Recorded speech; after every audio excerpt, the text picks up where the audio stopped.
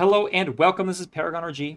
We are continuing the Learn AoE4 series. Folks, if you haven't checked it out yet, check it out on YouTube. I'm trying to do one of these daily. So what we're doing is we're watching a player from their point of view, or at least their fog of war, and basically determining what they're doing based on what we see here, or based on what we think their plan is, determining how their villagers need to be allocated. And what I'm trying to do, this is like a raise awareness campaign, where basically I want people using this stat, these stats here, not just the number of resources you have. So maybe now is a good time to talk about this, as I haven't in the two previous games.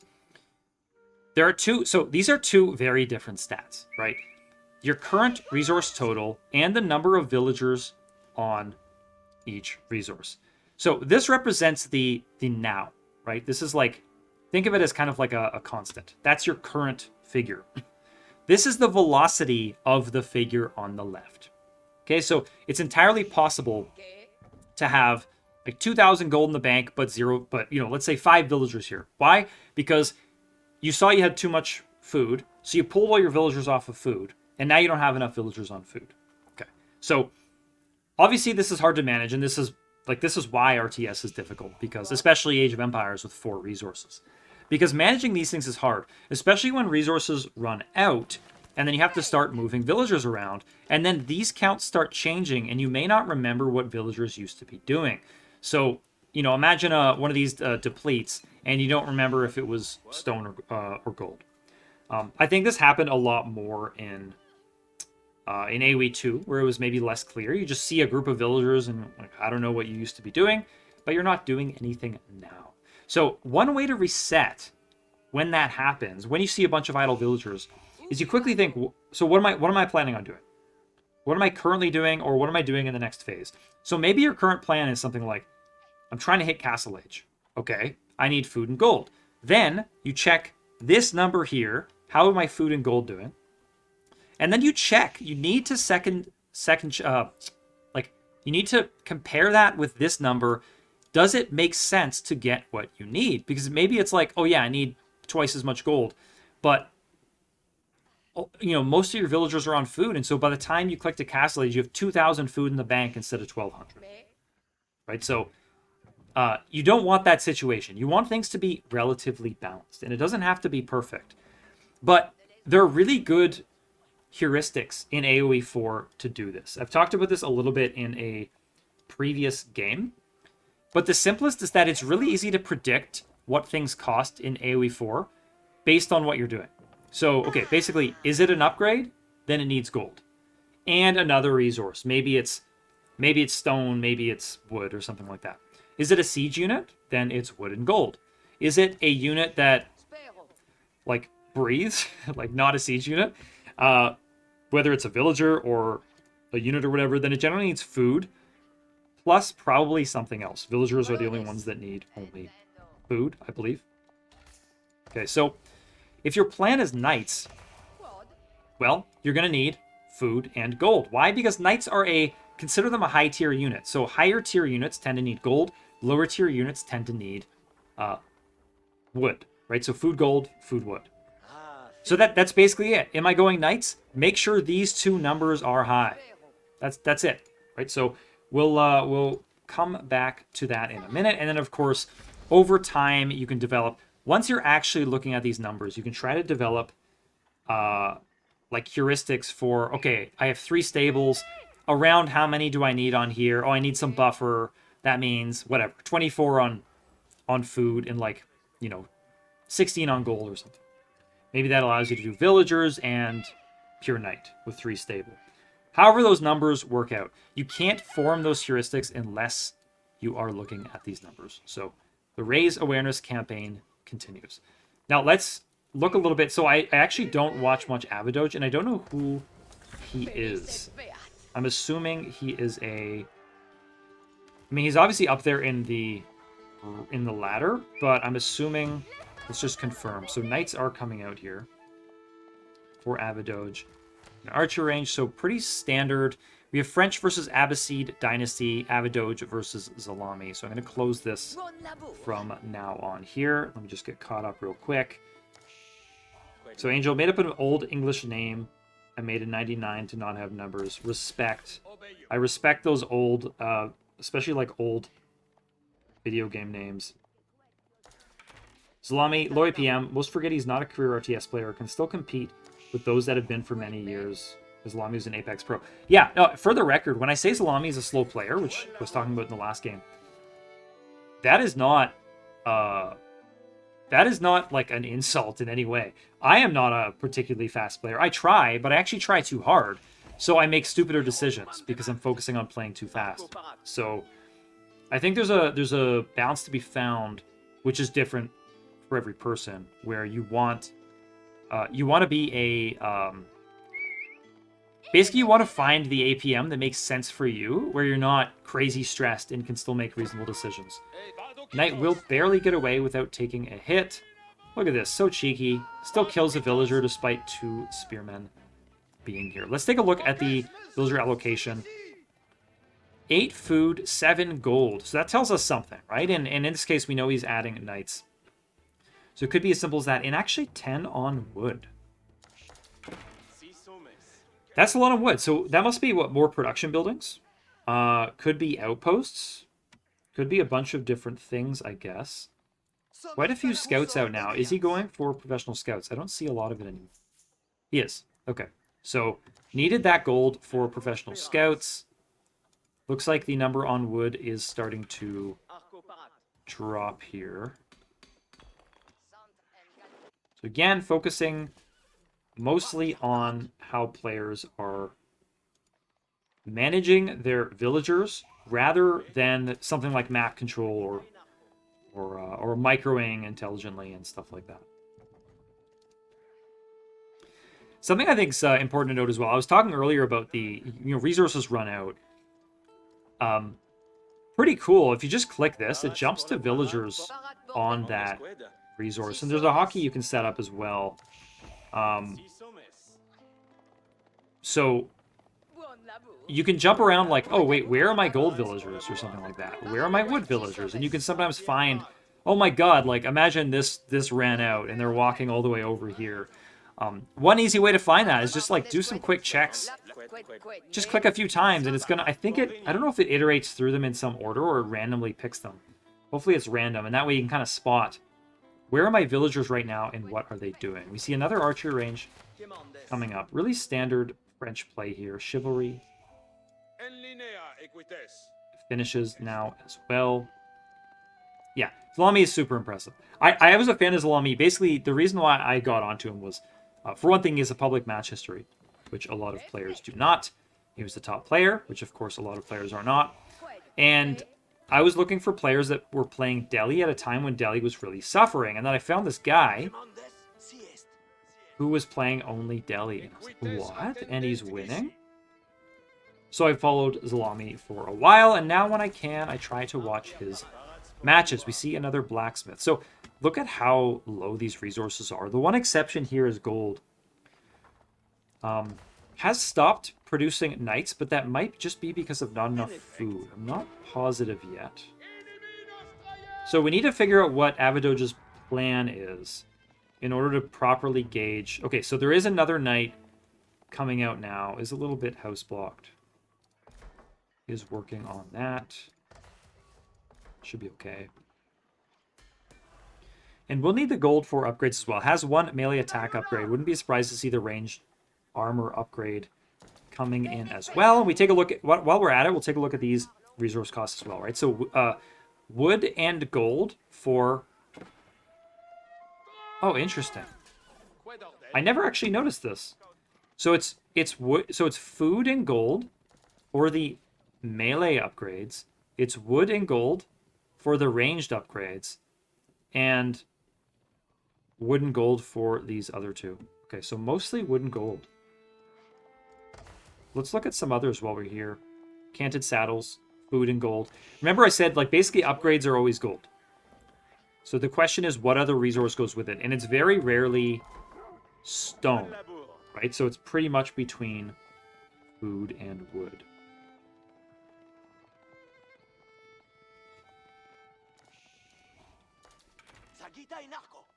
Okay, so Avidoge starting to creep forward. definitely using the stealth forest. I think trying to stick to that so we can pop out in weird places. And it looks like we're going to have a bit of an engagement here.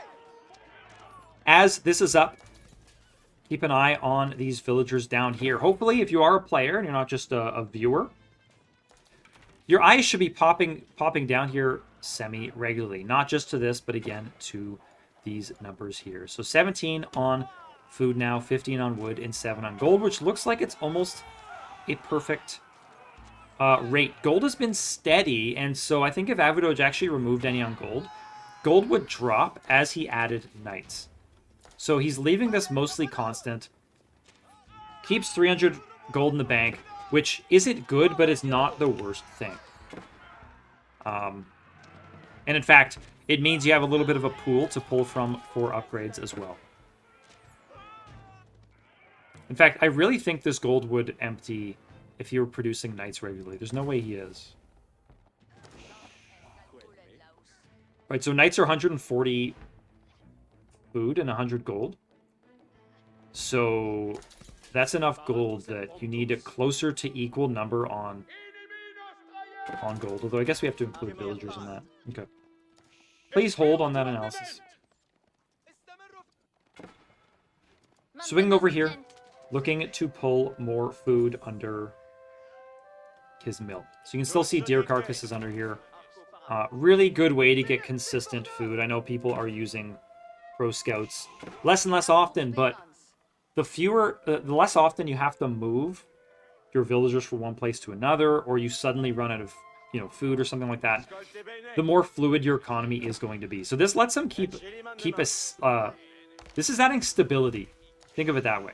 This produces a stable economy, at least for a time. And then eventually, yes, it's about to say it, you need to start adding farms. So these berries finish up. He doesn't want to go grab other berries elsewhere on the map just yet. Holy moly, look at this army here from Zalami.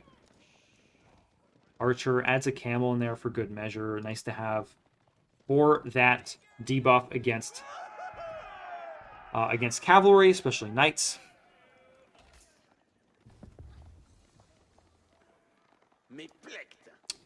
And folks, definitely let me know if my stream is struggling, because I'm told I got some freeze frames in the last one, unfortunately. Guildhall now coming up for Avidoge, so working toward the Castle Age here. We're actually working toward. There's 16 villagers on it, so powering up into the Castle Age. Some nice farms are up now. Of course, the deer will only last so long, but there's actually still deer out here. So you gotta figure, if only one player is doing professional scouts, which is going to happen more and more often now that both players aren't doing it, it's actually more valuable, right? Because you're able to collect more of the animals, and there's still deer here, so there's still 2 full patches of deer. Guildhall now up, and while we're at it, we're talking about resources, so it is set to food. That's an interesting choice.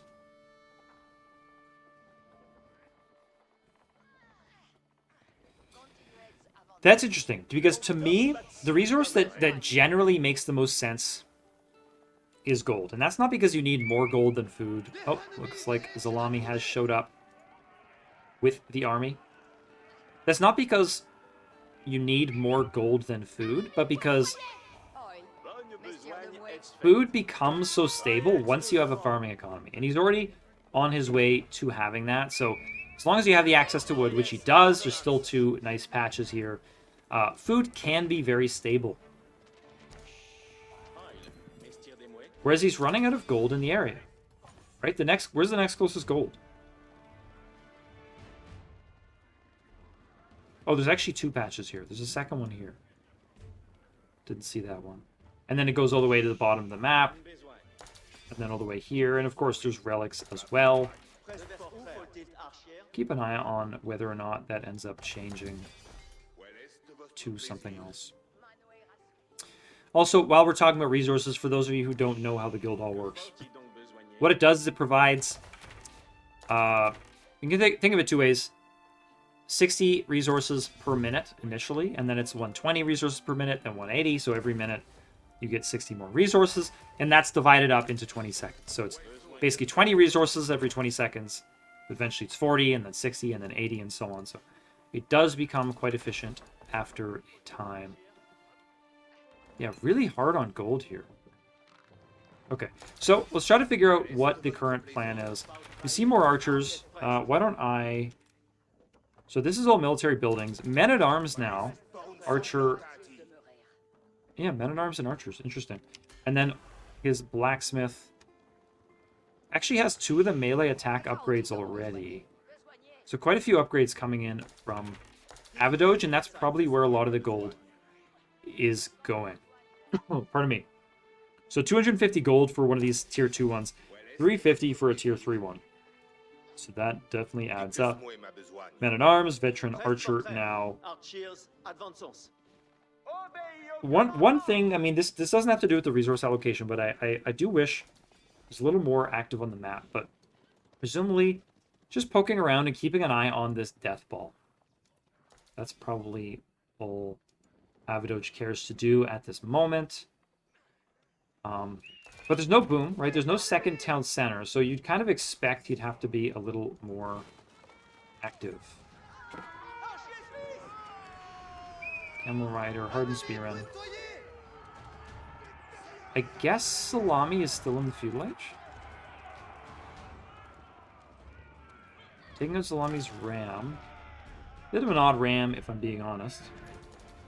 We'll push forward a little bit now, at least poking forward. There we go. Salami now reaches Castle Age, confirming my suspicion. I did remove the points here, just to get a little bit of a cleaner look. Avidoge needs to be careful. There are horsemen right on him, and he's running into spears now as well. So interesting battle here. But actually, this choke point, in a way, is working against Salami, simply because he's not able to get all of his melee units in. Right? When you're melee, you actually want a little more of a spread, so you can surround your opponents and things like that. Having to run villagers away and so on. In the meantime, let's look at what happened with the resources. There's 0 on gold now. So basically, this gold ran out, had to move everybody over here. So this can be tricky. In this case, simply moved everybody. So presumably the same balance that existed before continues to exist. Only 9 on food. So I'm not a doctor. That doesn't seem like enough to me. If you want men-at-arms, a little bit of a waste with these archers, but that's okay. Does anyone know if Avidoge is a secondary account from someone? I would like to know that. Okay, has now moved more villagers off of gold. As I say that, puts them back on. 21 on food now. Okay, so something happened there. I'm not sure where the food workers went. Knights now coming into the lines of... Oh, I'm like, go back! Go back! Brutal.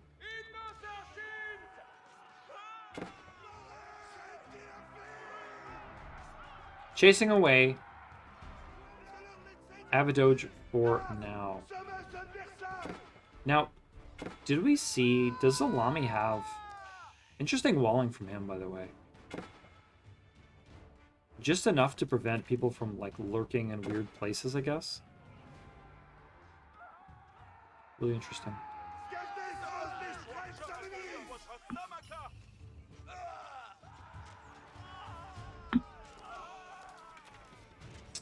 Okay, so the battle continues here. I think I may... I'll speed up a little bit once this battle wraps up. 18 on gold, 25 on food. That looks much healthier to me. The resources are starting to pile up now. So that could just be an issue of not producing units. So I've selected every production building, and there are no units currently being produced by Avidoge, unless Avidoge's plan is to push for the Imperial Age. I am a little skeptical, just because throwing all your units away and then pushing for Imperial usually doesn't make sense. And now I'm wondering how many villagers these knights were able to kill. Didn't see that. Didn't see that total. Now making... Alright, let's speed up a little bit here. Making 2 mangonels, and that's all.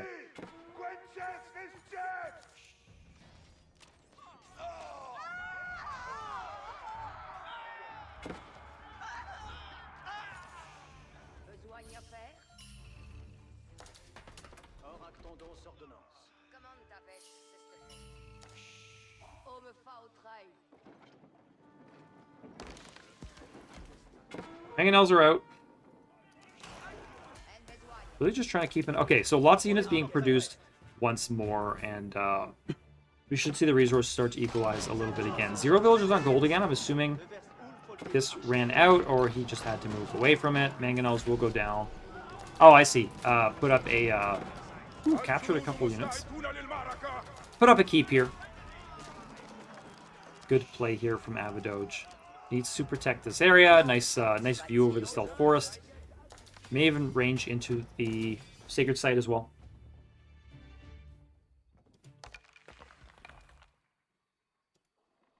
Okay, back to 13 on gold. So, yeah, again, maybe not the best example of resource balance. Now, this is hard. There's no doubt. This is just really hard to do at this stage of the game. 20, 22, 23 minutes in.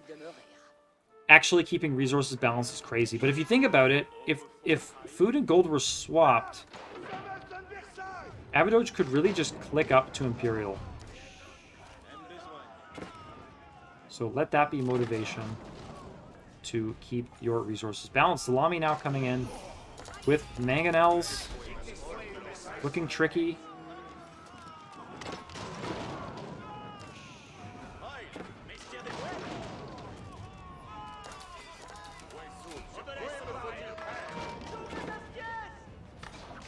Interesting. Quite a bit of damage here, but if... Well, some damage. I'm not actually sure how many villagers have gone down, for example. So many villagers up here, and they're protected. And these will be... Yeah, you can see the influence. Should be 20% cheaper to build knights. Yeah, you can see the cost is down there. So, really nice play here from Avidoge. And long term, this makes a ton of sense to do. Does click up to the Imperial Age now. Do we see where? College of Artillery now going up. With 29 villagers on it. So definitely in a hurry. I generally wouldn't recommend using so many villagers, but probably had too many on wood anyway. 34 on wood is usually a sign. Well, you don't need that many on wood. Additionally, if you want artillery and there's nobody on gold, that is not good either, although he is moving to gold now. So 25 on gold, 34 on wood. Should allow for quite a lot of siege to be produced, if that is indeed the plan. So Knight Siege, I guess, coming out from Avidoge.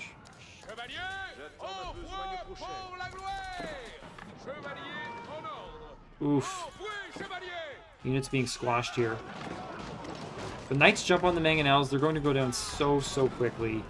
Especially after the last patch. And that's it. Salami calls it. So he was pretty all in that play. Presumably, he didn't have a chance of making it. Oh, his guild hall. Okay, we'll hang out for a second here. Let me see. It's still on food, and it looks like he did pull out the food at some point. So I wonder if he pulled it out just before... Good question, by the way, Zafrafod. Zafrasfod? Got that right? Did pull out the food, presumably, to get up to Imperial Age, would be my guess. But in the end, not the best balanced resources, but could... Like, one of these things to note is when the game sort of shifts from to late game, wood does become really important. Let me pause so it doesn't just quit on me here. Wood does become really important.